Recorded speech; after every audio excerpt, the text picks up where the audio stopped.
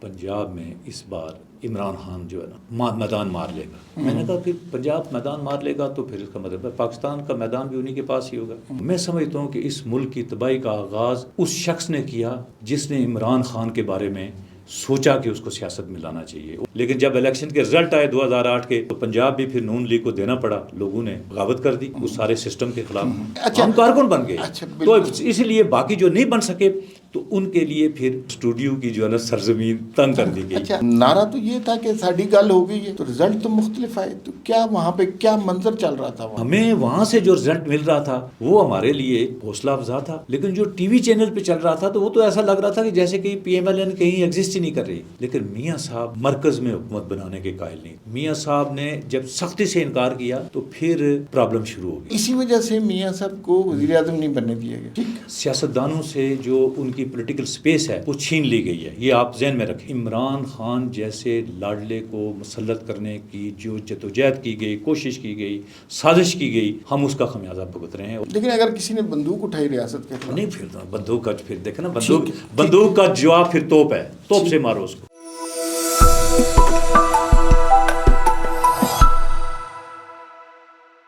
ناظرین السلام علیکم. وی نیوز ایکسکلوسیو میں آج ایک بڑا ہی خاص انٹرویو آپ کے لیے لے کے آئے ہیں.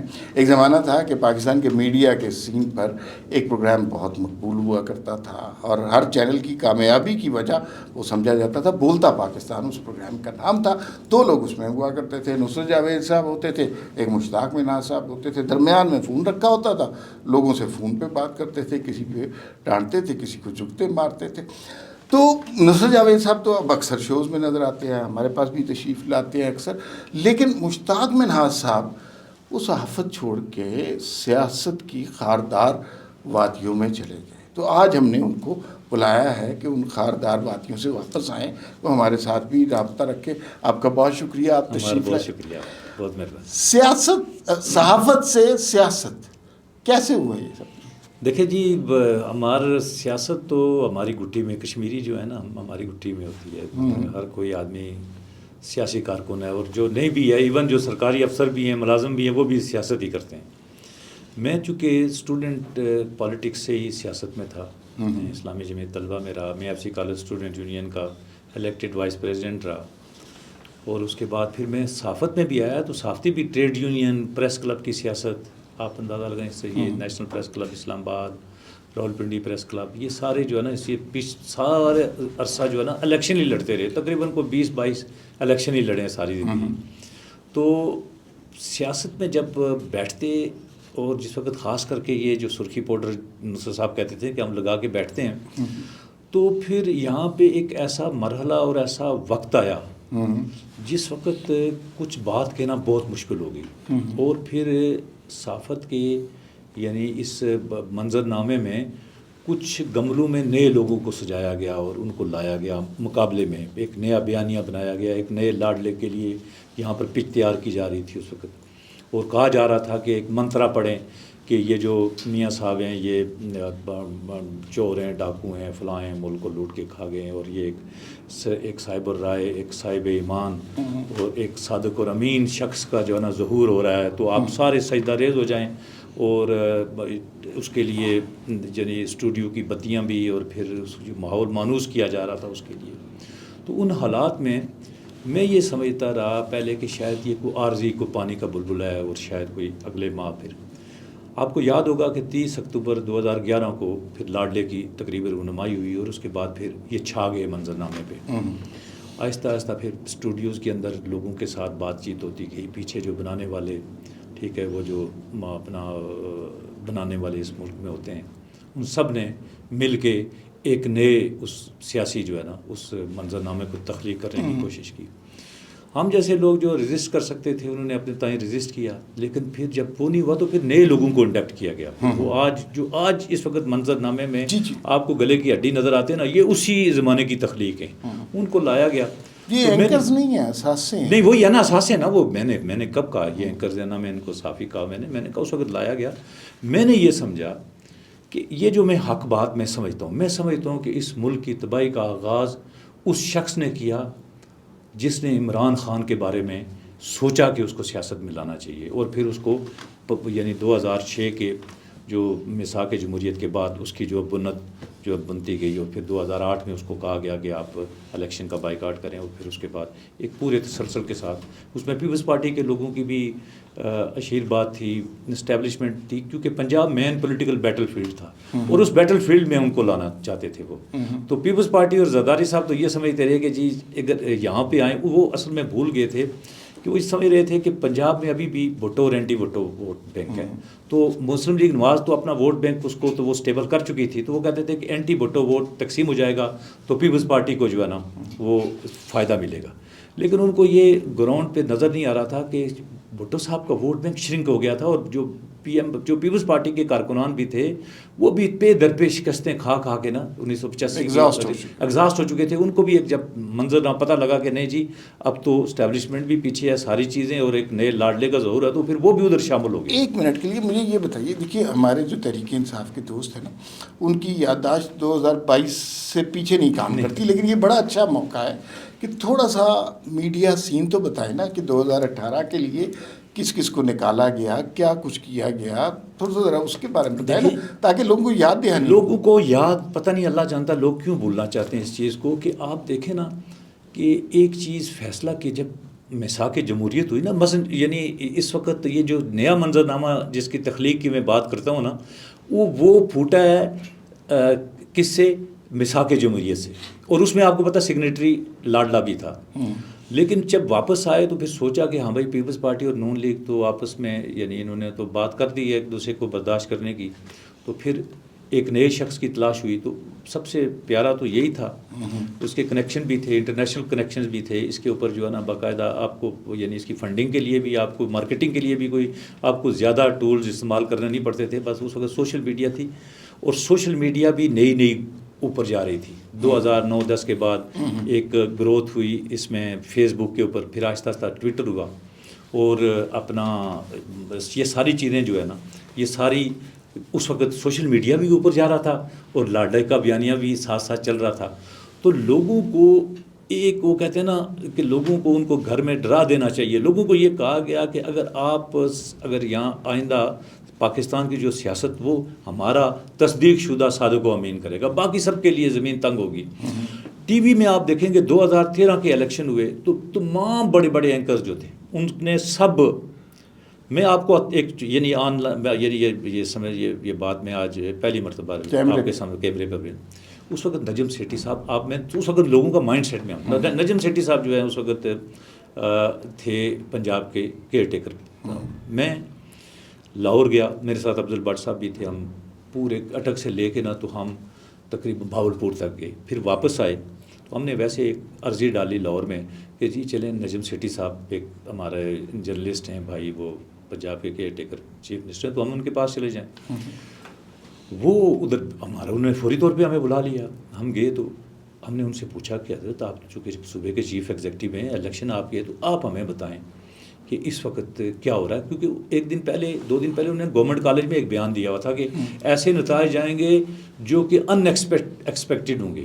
پتہ نہیں آپ کو یہ اس وقت یاد ہوگا. یہ ہم نے کہا جی ہم تو آپ کا بیان سن کر آئے ہیں، تو ہمیں بتائیں کہ وہ کیا. انہوں نے کہا جی مجھے جو رپورٹ ہو رہا ہے نا، مجھے لگ رہا ہے کہ پنجاب میں اس بار عمران خان جو ہے نا وہ میدان مار لے گا. میں نے کہا کہ پنجاب میدان مار لے گا تو پھر اس کا مطلب ہے پاکستان کا میدان بھی انہی کے پاس ہی ہوگا. لیکن میں نے کہا جی آپ کو یہ کس نے بتایا؟ آپ بہت سینئر تجزیہ نگار ہیں، سیاستدان تو نہیں ہیں لیکن صحافی تو بڑے ہیں نا. تو انہوں نے کہا جی میری تو یہی ہے. میں نے کہا دیکھیں میرے پاس آئیں لکھ کے، ابھی الیکشن کو 12-14 دن رہتے تھے. میں نے کہا دیکھیں پنجاب میں پی ایم ایل این اتنی آسانی کے ساتھ یہاں پہ گورنمنٹ بنا لے گی، اور مرکز میں اتنے یہاں سے پنجاب سے سیٹیں لے جائے گی کہ مرکز میں اس کو شاید کسی اتحادی کو بھی نہ سمجھ کر.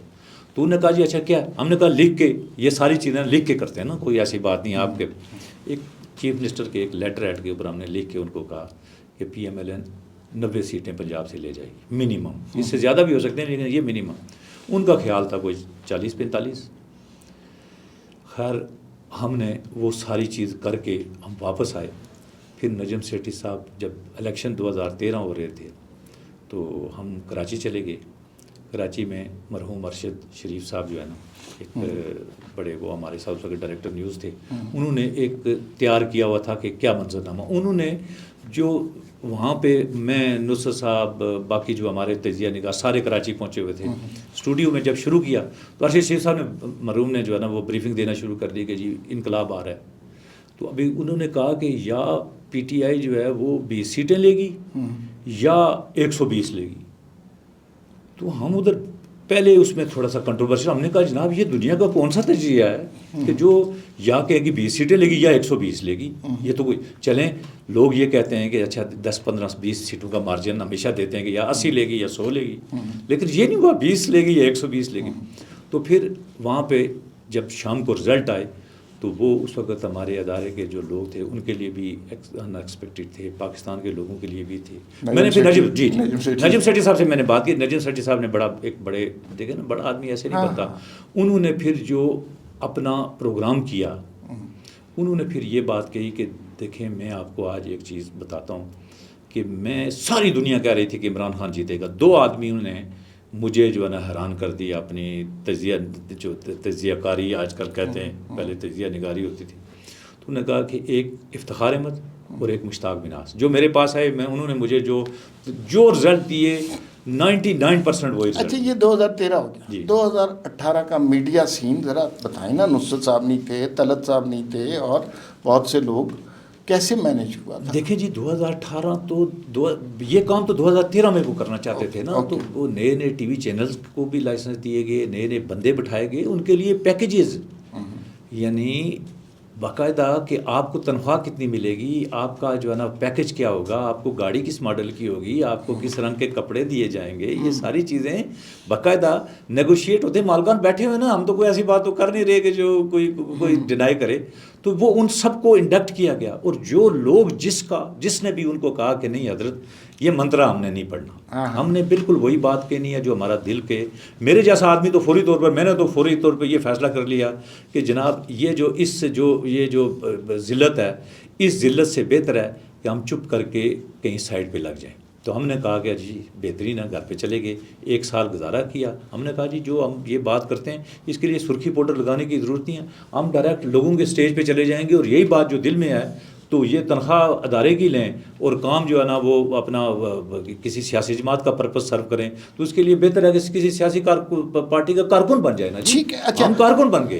تو اس لیے باقی جو نہیں بن سکے تو ان کے لیے پھر زمین اور اسٹوڈیو کی جو ہے نا سرزمین تنگ کر دی گئی. اچھا آپ کے بارے میں آپ کی میاں بہت کم لوگ ہیں جنہیں اس بات کا دعویٰ ہے کہ نواز شریف صاحب سے ان کی قربت. آپ کے بارے میں یہ سنا کہ آپ کی نواز شریف صاحب کی جو مرحومہ اہلیہ ہیں ان سے بہت قربت تھی، وہ بیٹا آپ کو اپنا کہتی تھی، اور کچھ اس حوالے سے کوئی بات واقعہ؟ دیکھیں جی وہ اتنی عظیم خاتون تھی نا، میں یہ سمجھتا ہوں کہ جب وہ اس دنیا سے رخصت ہوئی اور جس دردناک طریقے سے وہ اس دنیا سے رخصت ہوئی، اور اس وقت ایسے ظالمان کا دور تھا کہ ان کے یعنی بیٹی بھی جیل میں، میاں بھی جیل میں، پورا خاندان جو ہے وہ تنگی، اور وہ خود وہ کینسر سے لڑتی ہوئی ایک برطانیہ کے ایک ہاسپٹل سے اس دنیا میں چلی گئی. اور وہ اتنی بڑی خاتون تھی کہ وہ جو ہے نا انسنگ ہیرو یا ہیروئن تھی. وہ انہوں نے کبھی پرچار نہیں کیا کہ وہ کتنے بڑی. میاں صاحب کی میں یہ سمجھتا ہوں کہ سیاسی لحاظ سے جتنی ان کی سیاسی اپروچ بہتر، میاں صاحب کے ساتھ سب سے بڑی اگر پولیٹیکل ایڈوائزر تھی نا وہ بیگم کلثوم تھی. اور جب میاں صاحب جیل میں تھے اور جس طرح کی تحریک انہوں نے چلائی، اور اس تحریک کے نتیجے میں میاں جو گورنمنٹ پریشان ہو گئے، جنہوں نے میاں صاحب کو اس وقت 2000 میں جلا وطن کر کے سعودی عرب بھیجا، وہ انفیکٹ کلثوم نواز تھی. تو ظاہر ہم اس وقت ان کے ساتھ رابطے میں تھے، ان کو پتہ تھا کہ یہ لوگ ایسے ہیں کہ جن سے کوئی بات کریں گے، کوئی چیز کریں گے، کوئی مشورہ مانگیں گے تو اس میں کسی چیز کی آمیزش نہیں سوائے اخلاص کے کوئی نہیں ہوگی. اور پھر چونکہ میں پہلے دن سے میں یہ سمجھتا تھا، یہ ایسی بات نہیں. مشرف کا دور تھا، عدلیہ کی تحریک تھی، لیکن ہم یہ کہتے تھے کہ اس ملک میں نواز شریف کا کہیں نام و نشان نہیں تھا نیشنل سین میں. ہم اس وقت بھی میں ٹی وی چینل پہ کھڑے ہو کے کہتا تھا کہ اس ملک کا مستقبل جو ہے وہ میاں محمد نواز شریف ہے. اور میاں محمد نواز شریف کہتے ہیں میاں جدوں آئے گا لگ پتہ جائے گا کہ اس کو آنے تو دیں، آپ نے شیر کو باندھ کے رکھا ہوا ہے. اور 26 نومبر 2007 کو جب وہ آیا آپ دیکھیں کہ وہ پولیٹیکل سین میں تھا ہی نہیں. پولیٹیکل سین میں یا بے نظیر بھٹو تھی یا کاف لیگ تھی، لیکن جب الیکشن کے رزلٹ آئے 2008 کے تو پنجاب بھی پھر نون لیگ کو دینا پڑا، لوگوں نے بغاوت کر دی اس سارے سسٹم کے خلاف، اور پھر مرکز میں بھی آپ دیکھیں کہ پیپلز پارٹی کو بھی وہ جو گورنمنٹ بنانی اس کے ساتھ تدائی کرنا پڑا۔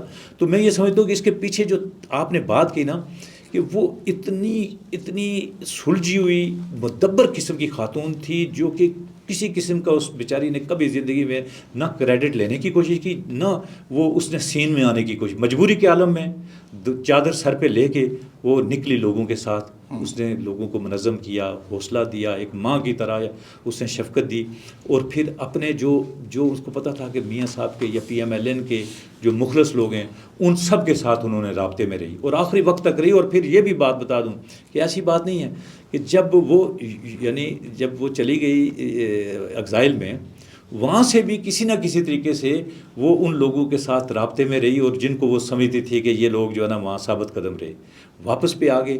افسوس اس بات کا ہے کہ ان کو پھر ایسے حالات سے بیماری کی حالت میں پھر جب وہ چلا گیا، پھر ان کی بیماری کو بھی آپ دیکھیں نا اس ملک میں بہت تکلیف دے، کیا تکلیف دے۔ تو میں کہتا ہوں کہ ہماری وہ یعنی جس نے ماں کی طرح شفقت کی ہمارے ساتھ، یعنی بیٹا نہ صرف کہا نہیں منہ سے، بیٹا سمجھا بھی ہے، اور پھر یعنی باقاعدہ اس کو ہمیں حوصلہ دیا مشکل وقت میں۔ لیکن دکھ اس چیز کا ہے کہ وہ جب اس دنیا سے رخصت ہوئی ہم سارے اب اس وقت ہم ان کے نہ ساتھ تھے نہ ان کے خاندان والے ان کے ساتھ۔ اچھا 2008 ڈسکس کیا، 2013 ڈسکس کیا، 2018 ڈسکس کیا، 2024 میں سنا ہے جب الیکشن کا رزلٹ آ رہا تھا، آپ میاں نواز شریف، مریم نواز ایک صوفے پہ بیٹھے، ٹی وی لگا ہے اور نتائج دیکھ رہے تھے، تو یہ بات صحیح ہے؟ بالکل ٹھیک۔ اچھا پھر نعرہ تو یہ تھا کہ ساڑھی گل ہو گئی ہے، تو رزلٹ تو مختلف آئے، تو کیا وہاں پہ کیا منظر چل رہا تھا وہاں پہ؟ دیکھیں جی، منظر تو ہمارے پاس اپنا بھی الیکشن کا ہم نے وہاں پر انتظامات کیے ہوئے تھے، اور ٹی وی چینلز کے اوپر بھی تھے۔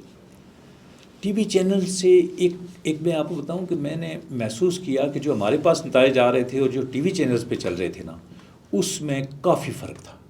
ٹی وی چینلز میں ایک دم ہمارے، کیونکہ ہم نے پورا ایک کانسٹیٹوئنسی میں اپنا کوآرڈینیٹر مقرر کیا تھا، اس کے نتائج کا ایک طریقہ کار تھا، وہاں پر ایک سیل تھا جس کو یعنی اسحاق ڈار صاحب ہیڈ کر رہے تھے، انوشا رحمان تھی، میں تھا، اور کافی سارے ساتھی تھے جو کہ وہاں پہ جن کی ذمہ داریاں تھیں 180H ماڈل ٹاؤن لاہور میں۔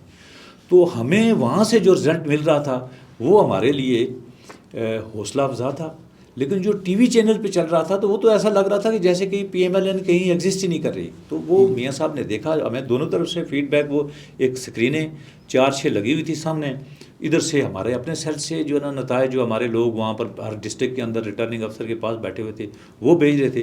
تو ہمیں تو اس وقت ایسی بات نہیں تھی، میں نے یقین کریں کہ جس وقت یہ سارا تھا نا کہ بس ختم ہو گیا ساری چیزیں، میں نے اس وقت ٹویٹ کیا کوئی 10:30 بجے، میں نے کہا جی صبح تک آپ بیٹھیں انتظار کریں، انشاءاللہ شافی جو ہے نا آپ کو نواز شریف صاحب کا دیکھتے بہت کمپوزڈ، بہت کوئی ایسی چیز دھچکا لگا نہیں، دھچکا تو یقیناً لگا ہوگا، میں تو وہ نہیں، وہ تو اندرونی کیفیت ہے نا، وہ تو میں نہیں بیان کر سکتا، لیکن جس طریقے سے میاں صاحب بیٹھے رہے، آپ کو پتا میاں صاحب بڑی خوش گپیاں، آپ ان کی محفل میں بیٹھیں تو آپ کو وہ یعنی وہ کسی طریقے سے ایسی کو بہت آپ کو بور نہیں کرتے، وہ آپ کو ایک یعنی بڑے طریقے سے سیاسی عمل سے بھی جو آپ کو گزار رہے ہوتے ہیں، اپنی تجربات سے بھی، اور ساتھ ساتھ آپ کو ہلکا کر ریلیکس بھی کرتے ہیں۔ تو وہ باقاعدہ دیکھتے دیکھتے انہوں نے گپ شپ لگائی، اور ان کا پروگرام بھی یہی تھا کہ وہ 7 بجے سے لے کے 10 بجے تک ہمارے ساتھ رہیں گے، 10 بجے سے وہ چلے جائیں گے، 10 بجے تک بیٹھے، وہاں پر کھانے کا انتظام تھا، کھانا کھا کے اس کے بعد وہ رخصت ہوئے، اور پھر انہوں نے 9 تاریخ کو پھر جا کے وہ اپنی تقریر کی، جس میں کہا تھا کہ اگر سادہ اور میاں صاحب سچی بات ہے، میں اس وقت میں جاتی عمرہ بھی گیا، وہاں پر جو ڈیولپمنٹ لاہور میں ہو رہی تھی، میں اس میں یعنی کسی نہ کسی لحاظ سے میں اس کا حصہ بھی تھا۔ میں آپ کو ایک بات کلیئر بتا دوں، میاں نواز شریف نے بڑی خوش دلی کے ساتھ اپنا وہ رزلٹ قبول کیے، لیکن میاں صاحب مرکز میں حکومت بنانے کے قائل نہیں تھے۔ میاں صاحب نے جب سختی سے انکار کیا تو پھر اپنا پرابلم شروع ہو گئی، اور پھر یہ ہوا کہ کیا پرابلم شروع ہو گئی؟ دیکھیں میاں صاحب ہمیں جو کمفرٹیبل میجارٹی تھی نا وہ ہماری پنجاب میں تھی اور ہم پنجاب گورنمنٹ رکھنا چاہتے تھے. ہماری یہ خواہش تھی میاں صاحب نے, جس طرح میاں صاحب نے اس سے پہلے بھی کیا. جب آپ کو یاد ہوگا کہ 2013 میں بھی فضل الرحمان صاحح آئے کہ وہاں پر اکثریت تھی لیکن single largest party P T I تھی تو ان کو انہوں نے دے دیا. اسی طرح یعنی بلوچستان میں میاں صاحب نے اپنا ڈاکٹر عبد المالک صاحب کو کہا کہ بھائی آپ آئیں, آپ کی جو ہے نا حالانکہ پی ایم ایل این وہاں بنا سکتے تھے اور اس کی وجہ سے ہماری پارٹی کو نقصان ہوا. آپ دیکھیں نا زاری صاحب پریزیڈنٹ تھے, وہ چلے گئے پارٹی سے, جنرل قادر بلوچ چلے گئے اور کئی لوگ چلے گئے ہمارے اس ڈیسیژن سے. لیکن میاں صاحب نے یہ اصولی فیصلہ کر رکھا تھا کہ جس کی سنگل لارجسٹ ہو اس کو وہاں پر گورنمنٹ دی جائے. تو انہوں نے کہا کہ سنگل لارجسٹ پیپلز پارٹی اور پی ٹی آئی کے جو آزاد ہیں وہ مل کے گورنمنٹ بنائیں, ہم مرکزی گورنمنٹ نہیں بنائیں گے. لیکن کہا یہ گیا کہ نہیں. کس نے کہا؟ یہاں پہ ہیں مختلف لوگ جو ہے نا جو یہاں اسٹیبلشمنٹ, ظاہر ہے وہی انہوں نے کہا buy one get one free. تو آپ نہیں ہوا تو آپ کو ایک پریس کانفرنس یاد ہوگی, ایک یہاں کمشنر صاحب کی ایک پریس کانفرنس ہوئی, پھر منصب چینج ہو گیا. اس سے زیادہ گفتگو کرنے کی ضرورت نہیں ہے. پھر مرکز لینا پڑا. دیکھیں مرکز اس لیے قائل کیا گیا میاں صاحب کو کہ پاکستان بالکل یعنی جو اکانومی ہماری وہ بالکل کولیپس ہو چکی تھی, ٹھیک ہے, اور اس کے برابر لوگ کہتے ہیں شہباز شریف صاحب کو بہت شوق تھا. کوئی شہباز شریف کو, میں آپ کو بتاؤں یہ بھی بہت بڑا یعنی مس انڈرسٹینڈنگ ہے, اور یہ دنیا کا خاص کر کے ہماری پارٹی میں بھی اور پبلک ایٹ لارج شہباز شریف صاحب کو بہت لوگ جو ہے نا اس کو انڈرسٹینڈ ہی نہیں کر سکے. شہباز شریف کو کوئی شوق نہیں ہے, میں آپ کو بتاؤں. اور شہباز شریف میاں نواز شریف ہے بیچارہ, میں دیکھیں لیڈر ہمارا میاں نواز شریف ہے, ایک بات ٹھیک ہے, لیکن شہباز شریف کوئی ایسا کام نہیں کرتا کہ جو آپ یہ سمجھیں کہ میاں نواز شریف کو ناراض کر. ٹھیک ہے, وہ بات صحیح ہے. اچھا دیکھیے, آپ ظاہر ہے آپ تحریک انصاف کے کارکن بھی ہیں اور بڑے تحریک انصاف کے کارکن نہیں ہوتے, اللہ نہ کرے توبہ کریں روزے کی حالت. اچھا لیکن یہ تو تسلیم کریں گے کہ اب کوئی ووٹ کی عزت دو والا بیانیہ اس ارینجمنٹ میں نہیں ہے. اگر یہ بھی تسلیم نہیں کریں گے تو پھر زیادتی نہیں کریں گے. نہیں تو میں نے کب تسلیم کرتے ہیں, بلکہ سر تسلیم خم کرتے ہیں. اور اسی وجہ سے میاں صاحب کو وزیر اعظم نہیں بننے دیا گیا. نہیں, میاں صاحب تو اس دیکھیں نا, میاں صاحب تو اس سسٹم کے اندر کیسے, مجھے بتائیں, میاں صاحب نے جو پہلی گورنمنٹ کی, میاں صاحب کو جو کولیشن کا جو سب سے بدترین جو ان کے پاس معاملہ آیا نا وہ 1990 میں آئی جی آئی کی تھی. اور آپ کو پتہ ہے جماعت اسلامی الگ ہو گئی, پھر چٹھا صاحب جنیجو لیگ, پھر غلام اسحاق خان مخالف ہو گئے, ساری چیزیں. تو میاں صاحب نے یہ ایک تہیہ کیا ہوا تھا سیاست میں کہ کوشش کریں گے کہ اگر اپنا اتحاد کی یا کوئی آپ اپنے جو ہے نا کولیشن گورنمنٹ نہ بنائیں. اور اللہ تعالیٰ نے ان کو مواقع بھی ایسے دیے کہ پھر دوبارہ جب وہ 1997 میں آئے تو 2 تہائی اکثریت کے ساتھ آئے, 2013 میں آئے تو بڑے سادہ اکثریت, بڑی بہت بہترین طریقے سے. تو ان کو ایک تو کولیشن کا جو تجربہ ماضی میں ہو چکا تھا آئی جی آئی کی گورنمنٹ میں, وہ ان کے لیے اگر سیٹیں زیادہ مل جاتی میاں نواز شریف نے وزیر اعظم بننا تھا 100%. اگر میاں صاحب کو مطلوبہ کسی سیاسی جماعت یا کوئی ایک آدھ سیاسی جماعت کے ساتھ اگر ہوتی, تو مجھے یہ بتائیں کہ اب جب آپ کی پارلیمنٹ کے اندر آپ کی جو پیپلز پارٹی ہے, اب پیپلز پارٹی اتنے ٹف بارگینر ہیں, تو آپ ان کے ساتھ کیسے چل سکتے ہیں؟ 9 فروری کو میاں صاحب نے تقریر کی کہ اگر ہمیں سادہ اکثریت مل جاتی تو اچھا. کس سے مطالبہ تھا, کس سے شکایت کر رہے تھے؟ اسٹیبلشمنٹ سے. آپ دیکھیں نا, ایک ہمار دیکھیں شہداء کے ساتھ مذاق نہ کیا کریں. آپ اگر آپ بلا لیتے ہیں تو پھر بات بھی سنا کریں. آپ کو بھی پتہ ہے آپ ہم سے کیوں, ہم اب اس سسٹم کا حصہ ہیں, ہمیں کوئی اس پہ ریگریٹ نہیں ہے. اس لیے کہ یہ جو نیازی صاحب آئے نا 2018 میں, اور جو پروڈکٹ جو نا لانچ کی گئی 2011 میں, اس نے پاکستان کو سیاسی لحاظ سے, ایک میں سیاسی کارکن کی حیثیت سے بتاتا ہوں کہ 50 سال پیچھے دھکیل دیا ہے. سیاستدانوں سے جو ان کی پولیٹیکل سپیس ہے وہ چھین لی گئی ہے. یہ آپ ذہن میں رکھیں, یہ آپ کو اس بات کو آپ یعنی اس ذہن میں بھی رکھیں, اور اس ابہام سے آپ دور ہو جائیں کہ ہم کس سے مطالبہ کرتے ہیں اور کون ہے ہمارا جو ہے نا جس سے ہم بات کر رہے ہوتے ہیں. وہ ہوا میں وہ جو جون ایلیا نے کہا یہ جو تکتا ہے آسمان کو تو کوئی رہتا ہے آسمان میں کیا، تو کوئی ہمیں سب پتہ ہے، آپ کو بھی پتہ ہے، جرنلسٹوں سے بہتر کون جانتا ہے. ہم یہ سمجھتے ہیں کہ ہم عمران خان جیسے لاڈلے کو مسلط کرنے کی جو جدوجہد کی گئی، کوشش کی گئی، سازش کی گئی، ہم اس کا خمیازہ بھگت رہے ہیں اور 50 سال بھگتتے رہیں گے. یہ آج 1-2 دن کی بات نہیں ہے، 50 سال گزارنے پڑیں گے. آخر میں ہمیں پولیٹیکل سپیس اگر سیاسی کارکنوں کو مسلسل محنت کی نا تو 40-50 سال کے بعد ہم دوبارہ اس سٹیج پہ آئیں گے جب 2018 میں جس سٹیج پہ آئے تھے 1947 سے. آپ دیکھیں کشمیر کی صورتحال پہ تھوڑا سا بڑا کرائسس رہے پچھلے دنوں، چینی کا بجلی کا اسکینڈل اور بڑا لڑائی مار کٹائی تشدد ہنگامے. کیا صورتحال ہے، پہلے کیا تھی، اب کیسے ٹھیک کر رہے ہیں؟ دیکھیں میں ایک تو بات تسلیم کرنی پڑے گی کہ مہنگائی نے لوگوں کے گھروں کو سکون اور ان کے چین کو لوٹ لیا ہے. بجلی کے بلوں نے لوٹ لیا، مہنگائی نے لوٹ لیا، ساری چیزیں آئیں. اب کسی ایک کو آپ دوش دیں یا دوسرے کو دوش دیں تو اس کا فائدہ کوئی نہیں ہے. لیکن یہ ایک حقیقت ہے کہ لوگوں کے ذرائع آمدنی محدود ہو گئے اور جو مہنگائی کا فریب تھا وہ کافی اس نے جو ہے نا اپنے پر پھیلا لیے ہیں. اس کم اب اس میں ایک جب بے سکونی آ جائے تو پھر جو کشمیر ہے نا، میں آپ کو یہ بتاؤں، کشمیر ہوا، جی پی ہوا، بلوچستان بھی آپ اس میں لکھ سکتے ہیں. یہ پولیٹیکل یعنی اگر لحاظ سے دیکھا جائے نا تو یہاں سیاسی شعور بہت زیادہ ہے، لوگوں کے اندر سیاست سرائیت کر چکی ہے. وہاں کا مرد و خواتین ہر کوئی جانتا ہے کہ ملک میں کیا ہو رہا ہے. تو ایسے میں پھر جب یہ چیز ہوئی اور پھر آزاد کشمیر میں نا ایک تو ایک وہی عمران خان کا تسلسل، ایک گورنمنٹ وہاں پہ بنائی گئی. اس گورنمنٹ کو ذرا وہاں پر لوگوں کی وہ نہیں تھی منشا. پھر اس کے بعد اس کے اوپر یعنی پھر ایک اور عدم اعتماد آئی. اب تیسری عدم اعتماد آئی ہے جو موجودہ ہمارے وزیر اعظم ہیں، حالانکہ ہماری پارٹی وہاں پر اتحادی ہے، لیکن یہ وزیر اعظم جو ہیں یہ بڑے اچھے، یعنی اس کچھ چیزیں انوار الحق صاحب اچھے ہیں، کچھ چیزوں لحاظ سے بہتر ہوں گے، لیکن ان کی پولیٹیکل جو ہے نا وہ قبولیت نہیں ہے آزاد کشمیر کے اندر. اور ان کا میرے خیال میں اپنے حلقے کے باہر کسی اور دوسری جگہ پر کوئی کسی بھی طرح کا کوئی اثر سوکھ نہیں ہے، اور ان کا اپنے ووٹ کے علاوہ کوئی دوسرا آدمی ان کے ساتھ نہیں ہے. لیکن ان کو 48 ووٹ دے کے یعنی 53 کی اسمبلی تھی، 2-4 لوگ جو ہے نا اس دن حاضر نہیں تھے رات کو، چونکہ ان کا انتخاب رات گئے 1 بجے، یعنی رات 12:30 بجے کے بعد 1 بجے یا 1:30 بجے ان کا انتخاب ہوا. تو 2-4 لوگ جو بزرگ تھے وہ کوئی چلے گئے، کوئی سو گئے. تو 48 سیٹوں سے یہ وزیر اعظم بنائے گئے.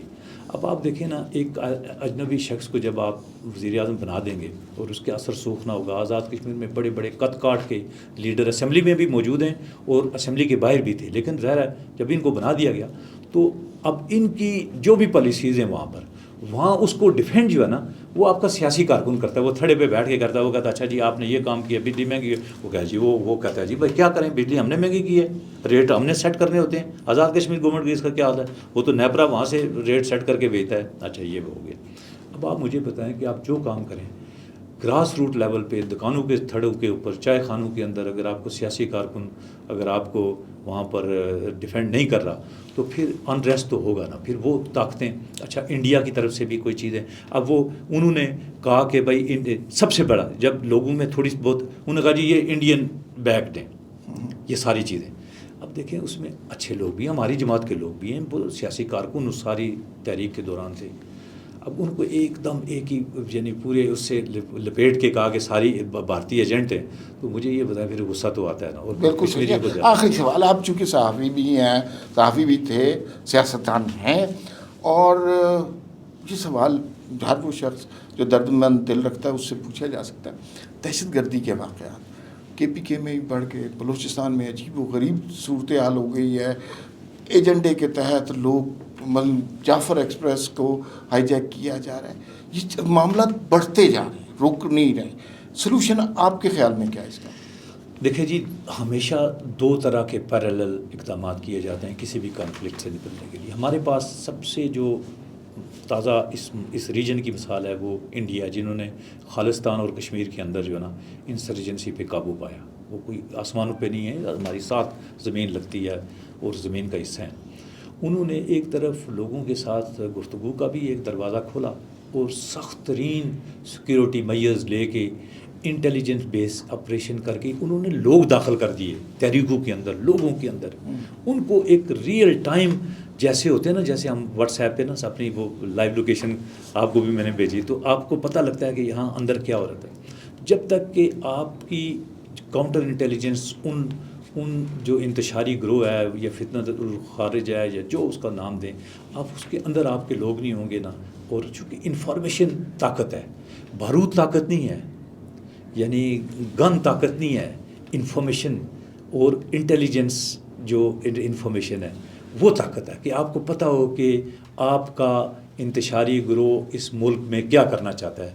अगर आप उनको एंटिसिपेट कर जाएं, आप उसको पहले से आपको इल्म हो जाए, तो फिर बाकी जो लॉ इन्फोर्सिंग एजेंसीज़ के लिए आसान हो जाता है। हमारे साथ बदकिस्मती ये हुई, एक तो हमारी अपनी पसली नहीं थी इतनी बड़ी, यानी एक पाकिस्तान एक बड़ा खुला, पहले हमने फिर ये जो KP में जो सूरत हाल ख़राब थी, फिर बलूचिस्तान में, फिर अब बड़े प्लेयर देखे ना, अमेरिका आ गया इस जगह पे, गल्फ़ की रियासतें जो है ना उनका इंटरेस्ट है, ईरान का इंटरेस्ट है, इंडिया का इंटरेस्ट है, अफ़गान तालिबान का इंटरेस्ट है। तो ये हमारे दुश्मन जो हैं, हमारे मुखालफ जो है ना, वो दिन ब दिन वो कहते हैं ना कि वो अताउल्लाह कासमी साहब कि जनाब जुल्म बच्चे जन रहा है कूचा वो बाज़ार में, अदल को भी साहिब औलाद होना चाहिए। तो हमारे मुखालिफिन की तादाद भी या हमने ख़ुद बढ़ाई है या बढ़ती जा रही है, या हमें कोई बद्दुआ है, लेकिन उसके मुकाबले में हमारे रिसोर्सेज कम हो रहे हैं, हमारा जो वो एक्शन है वो नहीं, हमारे जवान, हमारे ऑफिसर्स। कल हमारा बच्चा बाग में साद ज़ुबैर जो है ना मेजर शहीद हो गया, हमारे महल्ले का, वो आके उसने वहाँ पर जान दी। हर रोज़ पूरे पाकिस्तान के गाँव के अंदर जो जहाँ पर आपको पता है रोज़ वहाँ पर शोदा के जो है ना वो मैयतें वसूल कर रहे हैं, लोग कुर्बानी दे रहे हैं, लेकिन वो जो लोग हैं उनके वसाइल बढ़ रहे हैं, उनको फंडिंग हो रही है, सारी चीज़ें। हम जो है ना हमने सियासी अमल तर्क कर दिया है। देखें, लोगों को जोड़ना पड़ता है। आप कोई भी मरहम लगाएंगे ना, कल के बड़े बड़े जो है ना, आपने देखा होगा कि बड़े बड़े मिलिटेंट जो है ना, उन्होंने कश्मीर में आप देखें यासीन मलिक जैसे बंदे मिलिटेंट से भी आपने बंदूक रखवाई इंडिया में, ठीक है, सियासी जदोजहद के ऊपर। इसी तरह ये लोग हैं, सियासी फेज है, ये माँ रंग बलोच आगे पीछे जो है ना, मैं कहता हूँ इनको इंगेज करें। यहाँ हम उनके पीछे लग जाते हैं, जी ये अपना वो है तो कातला है, वो जो भी कार्रवाई के उसके खाते नहीं, जो भी आपका स्पेस जो सड़क पे आके निहत्ता हो के आपके लिए कहता है कि बेशक वो रियासत के खिलाफ जितनी बड़ी बात करे, मैं कहता हूँ कि उसको इंगेज करना चाहिए। लेकिन अगर किसी ने बंदूक उठाई रियासत के खिलाफ, नहीं, फिर बंदूक का फिर देखे ना, बंदूक का जवाब फिर तोप है, तोप से मारो उसको। ठीक है, बहुत बहुत शुक्रिया मुश्ताक बिन साहब, बड़ा लुत्फ़ आया आपसे बात करने का, और मुझे तवक्को है कि आप हमें वक्त देते रहा करें। मैं हाज़िर हूँ जब आप कहेंगे हाज़िर। फिर मुलाकात होगी। अल्लाह हाफ़िज़।